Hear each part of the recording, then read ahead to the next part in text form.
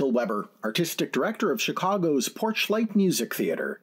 Welcome to our 100th episode of WPMT Classic Musicals from the Golden Age of Radio.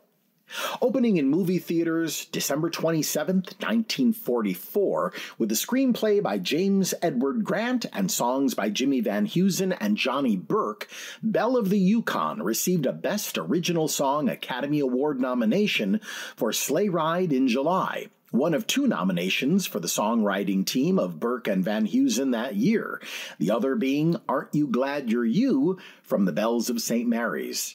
Set in the days of the Alaskan Gold Rush, Belle of the Yukon is the story of a so-called reformed con artist turned dance hall owner whose girlfriend tries to keep him on the straight and narrow. The film is an entertaining adventure musical that gave Western star Randolph Scott one of his most enjoyable roles. Scott was always a solid presence, and this lightweight film offered him a chance to lay back and enjoy himself, and he obviously relished the opportunity, as you'll hear in just a moment. Gypsy Rose Lee proved a formidable co-star in one of her few and one of her best screen roles. Lee, who was more known for what she took off than what she wore, was amusingly costumed throughout the film in period dresses that, ironically, stay tightly buttoned from chin to ankle. Jimmy Van Heusen and Johnny Burke were one of the busiest songwriting teams in Hollywood's golden age, most famously composing the score for the Bing Crosby, Bob Hope, Dorothy Lamour road pictures. While they both wrote individually and together for Broadway musicals, including Nellie Bly in 1946 and Carnival in Flanders in 1953, it was on the West Coast that they saw their greatest triumphs. Here, on the February 12th, 1945 episode of the Screen Guild Theater are, from the film cast, Dinah Shore, Randolph Scott, and Bob Burns, with Gail Patrick in Belle of the Yukon.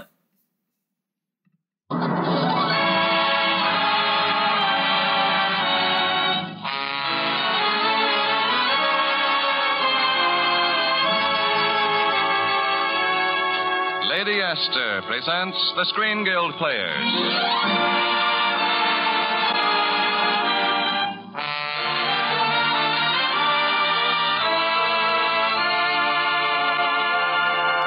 The Lady Esther Screen Guild play tonight, Belle of the Yukon. The starring players. This is Randolph Scott. This is Dinah Shore. This is Bob Burns. And this is Gail Patrick.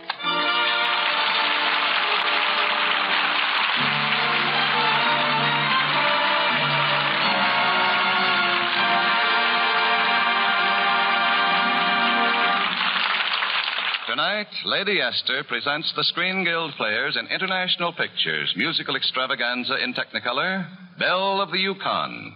Studded with good music and hearty laughs, it stars Dinah Shore as Letty Candless, Bob Burns as Sam Slade, Randy Scott as Honest John Calhoun, and Gail Patrick as Belle DeVal.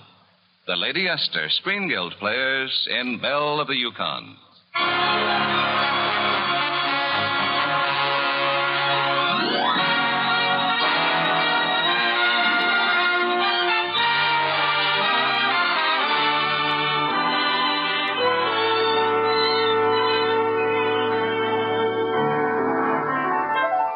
Hear that piano, folks? That's young Steve Atterbury romping on them keys.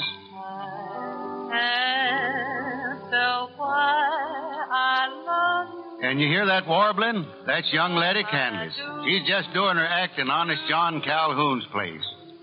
Of course, the sign out front says Emporium, but don't let that fool you none. That Emporium, that's just a crossword puzzle way of saying saloon. Now, maybe you're wondering what two nice kids like that are doing way up here in Alaska. You might even be speculating some about me, Sam Slade.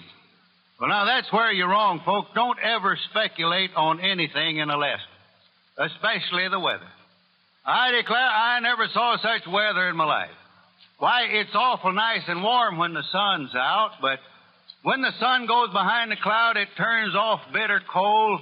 I was walking around a little lake here the other day, and the sun was out and it was warm, and a lot of little frogs were sitting around the lake singing, All of a sudden, the sun went behind the cloud. Well, them frogs knew what was coming, so they all jumped in the lake, but they didn't quite make it. Just as they hit the lake froze over and left their little legs sticking up in the air. You know, I went home and got a lawnmower, and I got enough frogs' legs to last me all winter. But now, to get back to what I was saying, I'm up here in Alaska working on a deal with Honest John Calhoun, and it looks pretty good, too. Like my cousin Elmer Hollahead used to say, he was my second cousin on my stepmama's side. Elmer used to say there ain't no deal in the world as good as an honest one, no matter how crooked it is. Well, I'm in on this deal with Honest John, who owns a saloon, the Emporium, and it seems like everything's going to be all right when he decides the show needs a little more class. So he sends down to Seattle and hires this here Belle, DeVal, and her girls. Folks, that's where the trouble begins. You see, Calhoun is out of town when them girls arrive on the boat. He ain't even back for showtime that night. And old Pop Canlis, that's Letty's pa, he's working himself up into kind of a lather. Miss DeVal, I can't find the clouds for your second number. What'll you sit on? What would you? Relax, Mr. Canlis, relax. You've got first night jitters. Who, me? An old trooper like me? Why, I'm as calm as the clouds. Oh, I gotta find those. Sorry, Mr. Canlis. I didn't mean to. Steve Atterbury, what are you doing in here in this ladies' dressing room? Well, I was coming to talk to Mr. Val about the music. Well, that don't go down with me, you piano-pounding young squirt. But, Mr. Canlis... I know you're kind. Now, I want you to stay away from Letty. She's practically engaged to Honest John Calhoun, and I won't let any third-rate ivory tickler ruin her life. Not if I hang for it. And I'm just a man that can do it, I am. For 2 cents, I'd... What's going on here? Are you two at it again? Oh, now, Letty, I was Letty, just trying... Slow down, both of you. Pop, I think you'd better go along now. Well... That's right, Mr. Canlis. If I remember rightly. Yes, I know. I was hunting for your seat. All right, I'll get it out. Steve, you'd better run along, too. You know it makes him awfully mad to see us together. Okay, Letty. Anything you say. Mr. Val, I'd like to say hello. My name is Letty Canlis. Yeah, I know. And you've got a claim staked out on this Mr. Calhoun. Oh, it isn't like that. We're just good friends. You know, platonic. Sure, I know. Platonic. The gun you didn't think was loaded. Look, honey, any man who says his interest is platonic deserves a bronze medal. What for? For being the second best liar in the world. The best one is a fellow I used to know in Seattle. I hope he's in a warmer climate now. Curtain call, Letty. Where are you? Right up here. I'm coming. Excuse me, Miss Canlis. Who was that? Oh, that's Mr. Calhoun. He must have gotten back. Well, do me a favor on your way down, will you? Tell him I got a theme at once.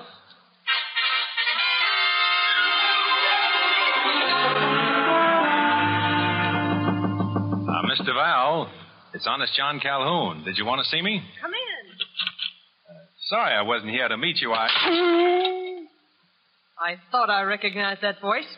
How are you, Jack? How do you think when you greet me by bouncing a vase off my head? That's for ditching me in Seattle. The next one will be for that bracelet you didn't give me. What do you mean, didn't give you? After you left, a jeweler came and took it back. I can't get over it. So you're Belle DeVal. I like your new name.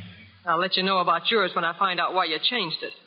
What's your game up here? I got the greatest proposition in the world. I turned honest. Yeah, and I'm sweet 16 and never been kissed. On the level, I figured I'd make something out of myself and come back and offer you my name and fortune. Uh-huh, you were thinking only of me. That's right. Now, I'll tell one. You're afraid I might inform the Seattle police as to where they might find a certain gentleman Jack. Shh, don't mention that name. And, brother, that's exactly what I'm going to do the first time you get out of line. Now, Skidoo, I got to get dressed for my number. All right, if you want to kick me out. Remember, no playing around with that little singer. Oh, you got that all wrong. We're just friends. We're just, platonic. Yeah, platonic. When you turn platonic, wolves will be vegetarians. Now, beat it, and later you can join me for dinner. With wine.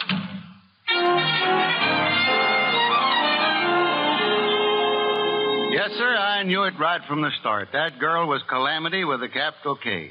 She wasn't no good for our plan A at all. But anyway, we're standing at the bar that night, Calhoun and the town marshal and myself, when this fella walks in kind of nervous-like and sort of sidles up and says... Excuse me, I'm looking for someone in authority. Why, Professor Salisbury. I beg your pardon? Don't you remember me, sir? Honest John Calhoun?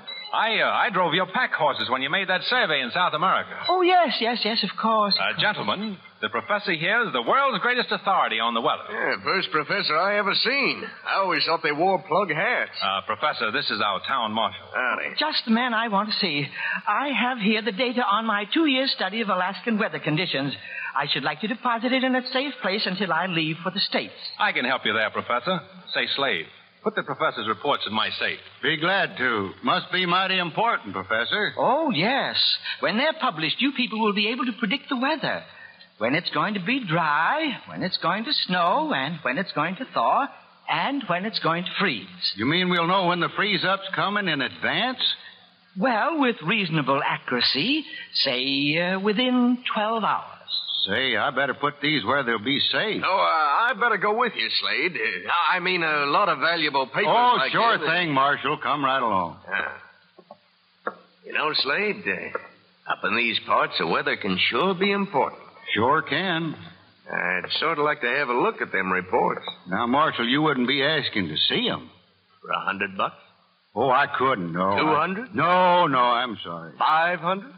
Well, now, if I laid these papers down for a minute and you sort of happened to glance through them, Marshal, I might be just looking at something else. In fact, $500 in my hand would be a mighty pretty thing to look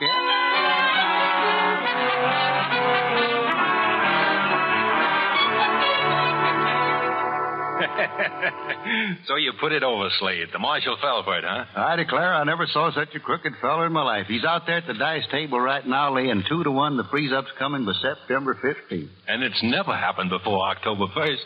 Of course, the professor could be wrong. He better be wrong, or we've brought him all the way up here for nothing. Think maybe we ought to take some of that money? We're going to take it all without laying a bet. It's the sweetest setup I ever figured out. Say, Mr. Calhoun, you seen Letty around? Why, no. She must have gone home, Pop. Seems to me she left with that music fella. Steve Atterbury, huh? That's what I thought. I tell you, I don't like that young whippersnapper. Something strange about him. Like he's hiding something. I'm going to find out what it is if I break my neck. And I'm the man that can do it, too.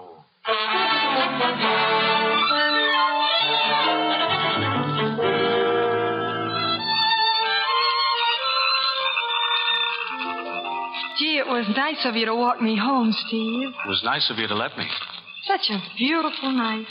There's a kind of haze around the moon. Well, that's due to altitude condensation. You see, the cold air sweeping down from the north meets the warm air from the south, and they... No. No what? No lectures, no statistics. Not tonight. Just for once, let's talk about you. Who you really are, and where you came from, and what you want to do. Right now, I want to take you in my arms. Is that bad? I haven't the right. I got into a mess back home, and, well, until it's cleared up, well, you understand. Sure I do. So I haven't the right to take you in my arms, to say I love you, Steve. to ask you to marry me. I just haven't the right. Then why don't you stop kissing me? Steve, what do you think of when we're like this? I don't know, Letty. What do you? Music. Beautiful music. The kind I've never heard before.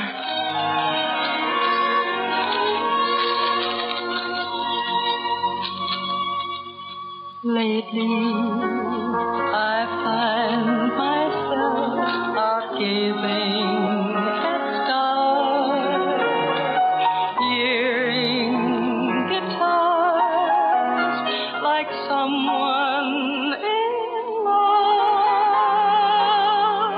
Sometimes the things I do astound me.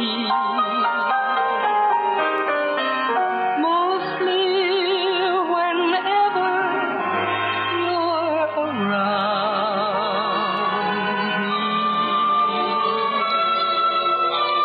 Lately, I seem to walk as though I had wings. Bump into things like someone in love. Each time I look at you, and then as a glove feeling like someone in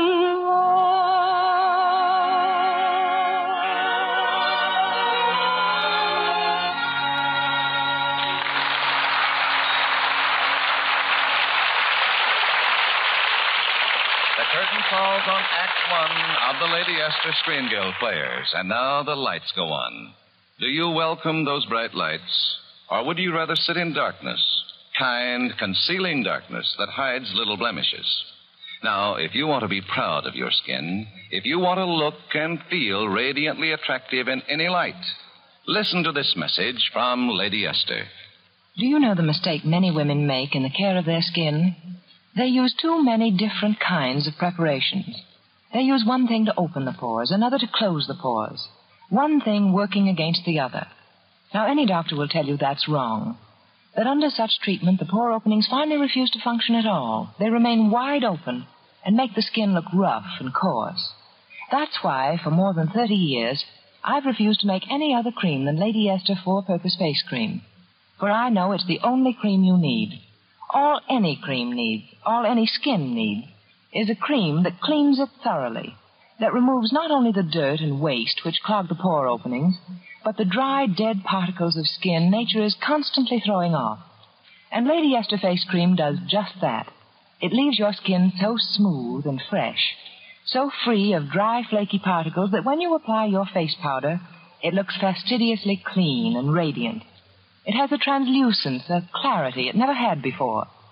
You can prove all this in just 30 seconds with a patch test. Just rub a little Lady Esther Face Cream on one cheek, wipe it off, and then compare that side of your face with the other. Run your fingers over it. Feel how the dry, rough flakes are gone, how smooth and silky that patch of skin has become. Then apply your face powder and see the difference. See the fascinating new clarity of your skin. You see, Lady Esther Face Cream does the 4 things your skin needs most for beauty, and does them by itself, working with nature, not against nature. Prove it with a patch test. It takes only 30 seconds, half a minute. So get a jar of Lady Esther Face Cream and make the patch test tonight if you possibly can. Hi, this is Porchlight's Production and Operation Director, Alex Ryan. Thank you for listening to WPMT. If you value programming like this, please consider making a donation today to Porchlight Music Theater at porchlightmusictheater.org. We appreciate your consideration, and we hope you enjoy the show. And now, Lady Esther presents the second act of Belle of the Yukon, starring Bob Burns, Gail Patrick, Dinah Shore, and Randolph Scott. Sam Slade continues our story.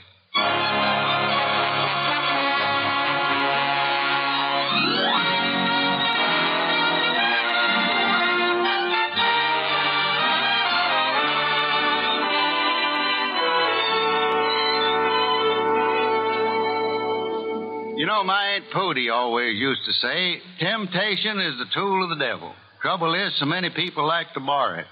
And that's how this Calhoun fellow was working. I declare he had it figured out mighty slick, too. You see, when them miners put up their bets against the marshal, they put 'em up in gold dust. And that brung up a little problem. Hey, that's an awful load of dust there. 6,000 ounces of temptation. Who's going to hold the stakes? How about the marshal, gentlemen? He can keep it at the jail and watch it. Who will watch the marshal? Say, Mr. Calhoun, why don't you hold it? Maybe you ain't the only honest man in town, but you're the only one I know. No, gentlemen, I don't want to hold the stakes. But I can offer a suggestion. One thing we need in Malamute is a bank. So I propose that a committee of citizens get together and select someone to start such a project. A sober, honest, industrious man. Hey, what do you know? We're going to have a bank. That's right, folks. Just as simple as that. And I don't hardly have to tell you the rest. Pretty nice sign, Slade. I had it painted this morning. Security Trust Bank of Malamute. President, Mr. J.C. Calhoun. Yes, sir, that Calhoun's mighty sharp. He converts an old boiler into a vault, dumps the gold inside, and there we are. Just waiting to make a getaway. And everything's rosy except for Pop. Makes a man pretty mad, it does.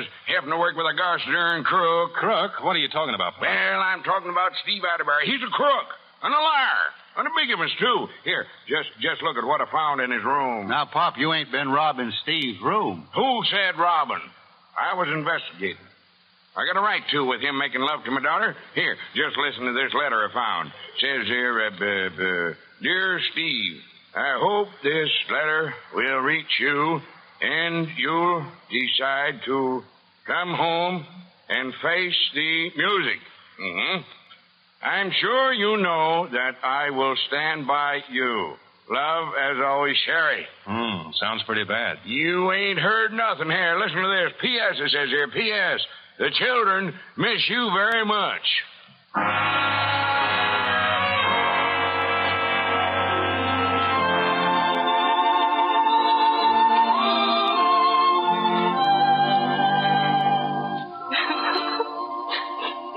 Oh, now, Letty, I know it's pretty tough on you, your father finding that note and all. Oh, Belle. Now, honey, you can't give away like that. You got a number to do. You know, the show must go on. Why? Well, because I never did figure that one out. This is the first time your heart's been broken? Can it happen more than once? Say, a heart can get cracked so often it looks like a spider web and still hang together. You'll be all right. It takes a long time. How long? Well, that depends. Of course, a diamond bracelet always speeds things up. There's your introduction, baby. You gotta stop crying now and start to get mad. I feel I've been made such a... The word is sucker. And remember that when you go out there to sing.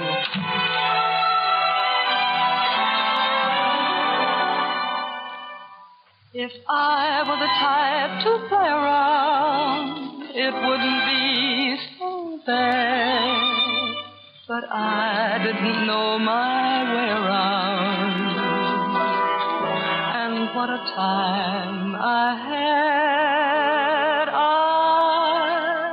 was taken for a sleigh ride in July. Oh, I must have been a setter for a time.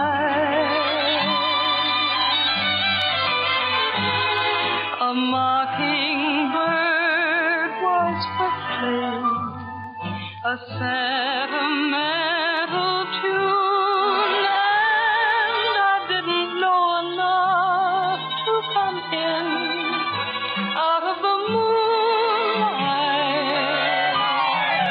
So the big romance was only make-believe.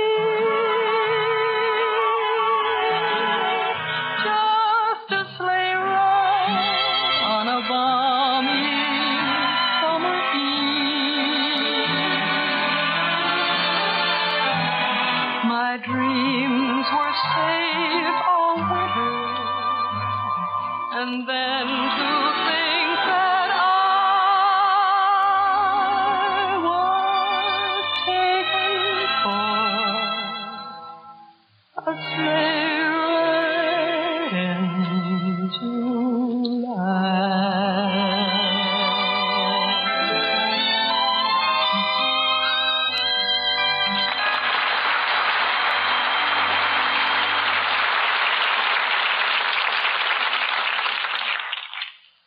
But now, I felt awful sorry for them kids, but I can tell you I had a lot of other things on my mind, too. We was waiting for the riverboat, you see, and then at last she came in.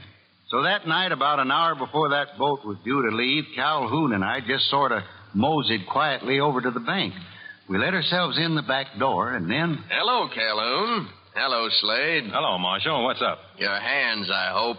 Go on, heist 'em. Look here, Marshal, is this official? No, I reckon you'd call this sort of personal.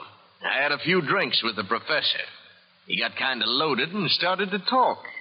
Mighty pretty plant, Calhoun. Lucky I got wise in time. Marshal, would you mind lowering that gun a bit? I'm nervous about guns. Then you better open that vault and start hauling that gold dust out of there.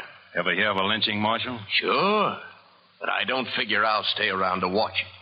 I aim to be on that boat when it sails. Yeah, but what about us? You know, I ain't given much thought to that. But after you haul me that dust out of there, you can sort of talk it over between yourselves. You mean you're going to leave us here? Why not? Ain't much noise you can make locked up in that closet.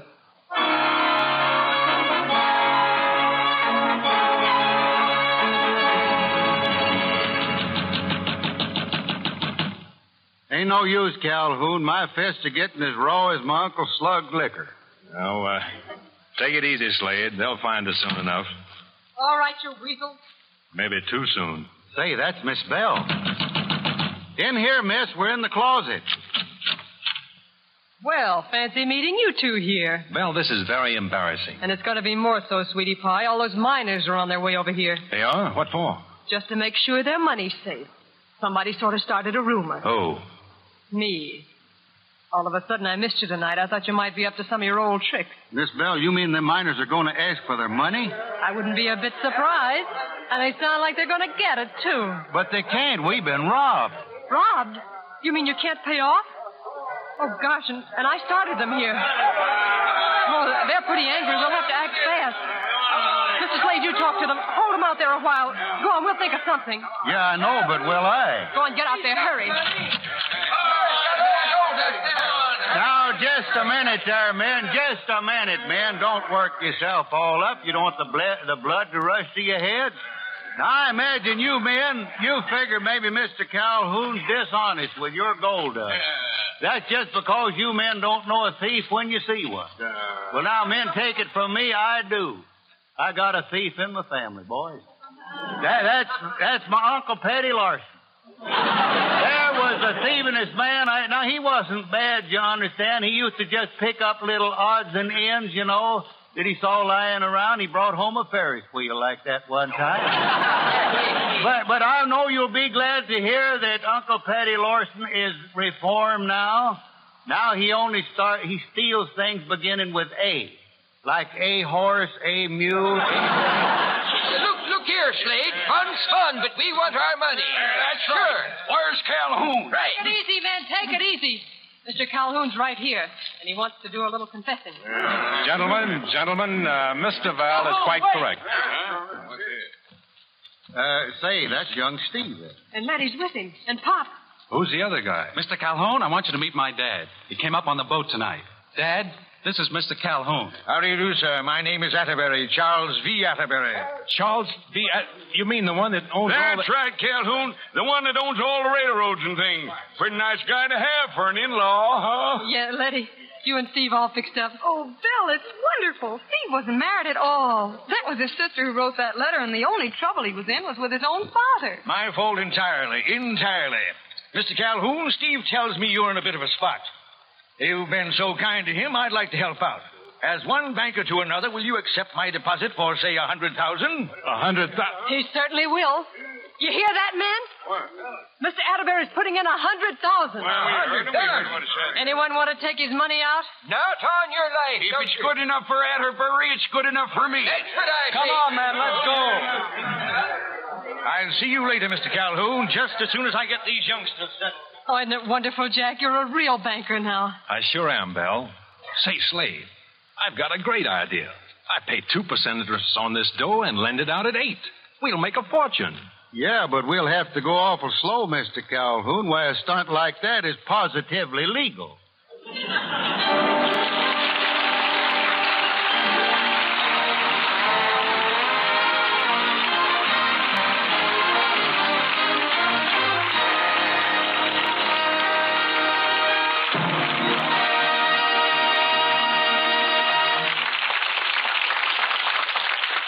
Thank you, Gail Patrick, Randolph Scott, and Bob Burns for a delightful story.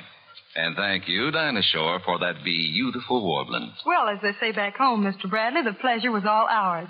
It's really a great pleasure to appear with the Lady Esther Screen Guild players because the Motion Picture Relief Fund is doing such a magnificent job, especially at its country house. We know these shows support that work, and we're all very happy to pitch in and help. And now, before we tell you about next week's show, a word from one of America's foremost beauty authorities, Lady Esther. Thank you, Miss Shore. Ladies, it's easy to make claims, but it's not always easy to prove claims. Now, I say that Lady Esther Face Cream will give your skin new life and freshness. Will give your skin a smooth clarity and translucence on which your face powder looks beautiful. And I prove it in just 30 seconds, half a minute, with the Lady Esther Patch Test. Here's all you do. Just rub a little Lady Esther Face Cream on your forehead, chin, or one cheek. Wipe it off completely. Then see and feel the difference. Run your fingers over that patch of skin and feel how the dry, rough flakes are gone. Apply your face powder and see the vibrant color and freshness of it on the smooth, new beauty of your skin. Now, that will happen to your entire face when you apply Lady Esther Face Cream. For 1, it thoroughly cleans your skin. 2, it softens your skin. 3, it helps nature refine the pores. And 4, it leaves a smooth, perfect base for powder. Remember, you can prove all this in the time it takes to count 30. So get a jar of Lady Esther Face Cream and make the patch test at your very first opportunity. Next week, the Lady Esther Screen Guild players will present Double Indemnity. It will star Walter Abel, Fred McMurray, and Barbara Stanwyck. Be sure to listen. Randolph Scott, Dinah Shore, and Bob Burns can currently be seen in Belle of the Yukon, an international picture. Gail Patrick can soon be seen in the Metro-Goldwyn-Mayer picture, Twice Blessed. Dinah Shore appears through the courtesy of Bird's Eye Frosted Foods and is heard on her own program Thursday nights. Bob Burns appears through the courtesy of Lifebuoy and is heard on his own program Thursday nights. Music on tonight's program was arranged and conducted by Wilbur Hatch. You save enough on the largest size jar of Lady Esther Face Cream to buy a box of Lady Esther Face Powder. So remember, ask for the largest size. This is Truman Bradley speaking for Lady Esther, saying thank you and good night all. This is CBS, the Columbia Broadcasting System.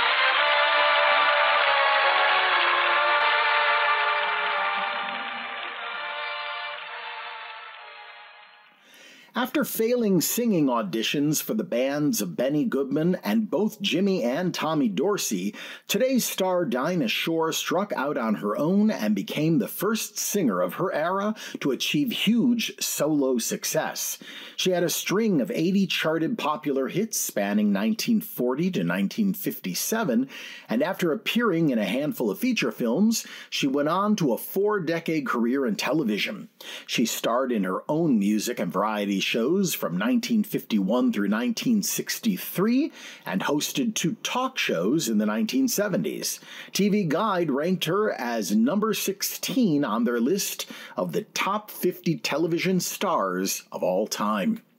Today's co-star, Robin Bob Burns, was a musical comedian who appeared on radio and in movies from 1930 to 1947.